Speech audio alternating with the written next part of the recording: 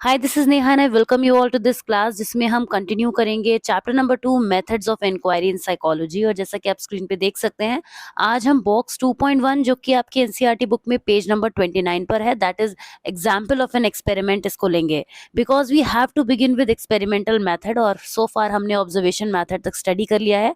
आप लास्ट के सारे वीडियोज को प्लेलिस्ट में चेक कर सकते हैं और लिंक आपको डिस्क्रिप्शन बॉक्स में मिल जाएगा। तो एक्सपेरिमेंटल मेथड को बिगिन करने से पहले जो ये बॉक्स 2.1 है, इसको स्टडी करना जरूरी है, क्योंकि ये आपको एक हिंट देता है, एक आइडिया देता है कि एक एक्सपेरिमेंट क्या होता है, साइकोलॉजी में एक्सपेरिमेंट कैसे कंडक्ट करे जाते हैं, इसका भी एक आइडिया आपको यहाँ से मिलता है।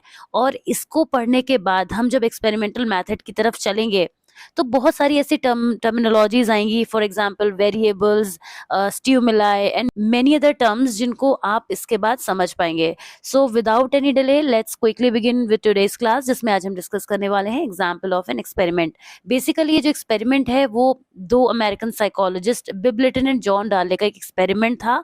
और एक्सपेरिमेंट वो क्या करना चाहते थे, इसको पढ़ लेते हैं।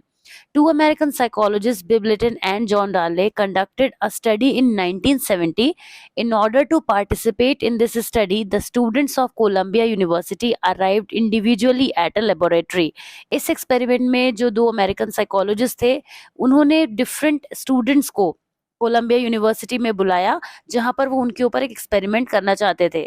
दे were given the impression that they would be interviewed on a certain topic. Actually में ये नहीं था जो यहाँ पे मेंशन किया गया है, वो एग्जैक्टली नहीं किया गया था।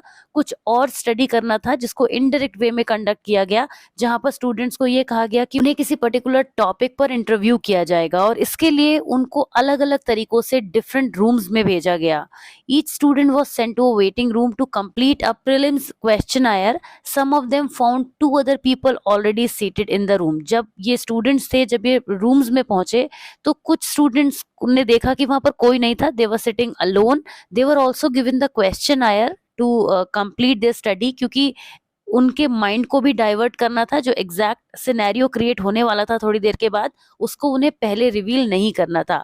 लेकिन कुछ स्टूडेंट्स जब अपने रूम में पहुंचे तो उन्होंने देखा कि वहां पर पहले से भी कुछ स्टूडेंट्स बैठे हुए थे।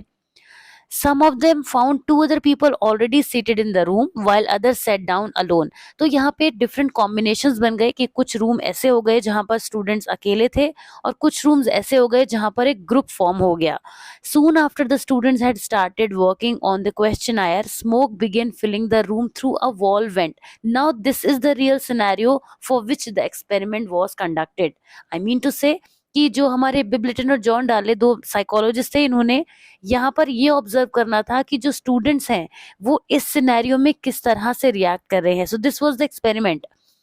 The smoke could hardly be ignored. जब स्मोक रूम में आने लगी, धुआं होने लगा, तो इसको इग्नोर करना मुश्किल था, क्योंकि ये जो हमारे स्टूडेंट्स थे जिन पर एक्सपेरिमेंट किया जा रहा था, उनका अटेंशन ड्रॉ करने के लिए ही किया गया था। वो ऐसा स्मोक नहीं था जिसका कोई भी पर्सन वेट करता कि वो चला जाएगा।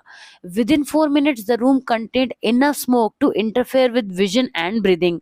ऑल्दो इस चीज को कंट्रोल्ड वे में किया गया था, ऐसा नहीं था कि वहां पे उनकी सांस घुट जाए या उनको कोई प्रॉब्लम हो जाए, लेकिन उनका जो नॉर्मल ब्रीदिंग पैटर्न था या विजन था, उसमें थोड़ा बहुत इफेक्ट आए, इस तरीके का सिनेरियो क्रिएट किया गया।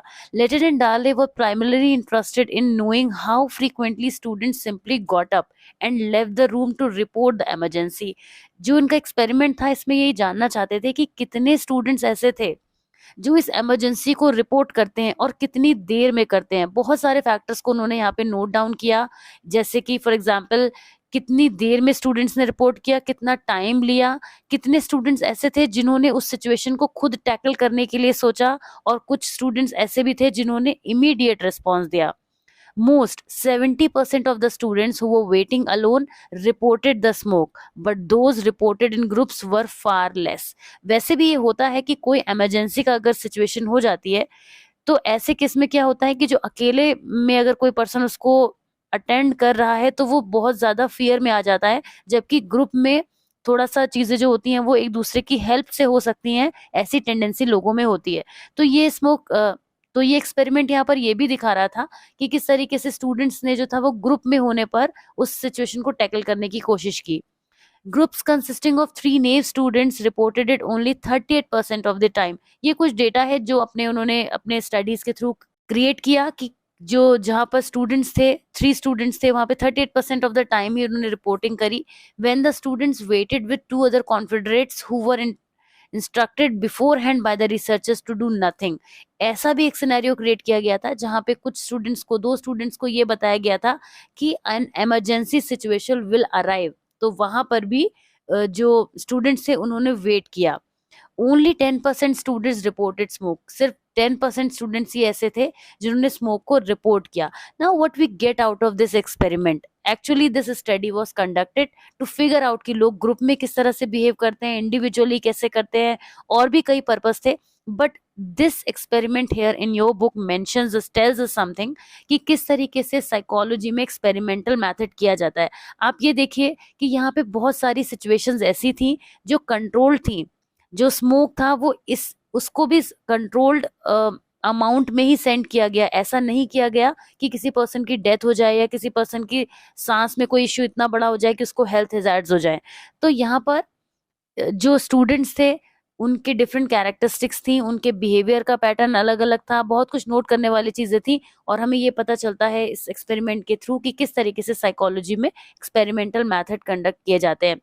और एक टर्म और निकल कर आती है जिसको हम कहेंगे वेरिएबल, जो इंडिविजुअली आपको समझना बहुत जरूरी है, जिसे हम नेक्स्ट वीडियो में कवर करेंगे। आज मैंने बॉक्स 2.1 ही आपको एक्सप्लेन किया है क्योंकि एक्सपेरिमेंटल मेथड का ये एक बेस है और इसे समझे बिना आप एक्सपेरिमेंटल मेथड की तरफ नहीं बढ़ सकते। तो नेक्स्ट वीडियो में हम एक्सपेरिमेंटल मेथड के अंदर कॉन्सेप्ट ऑफ वेरिएबल को लेंगे, जो कि एक अगेन एक इम्पॉर्टेंट टॉपिक है आपके सिलेबस का और बेस है रिसर्च मेथड्स का।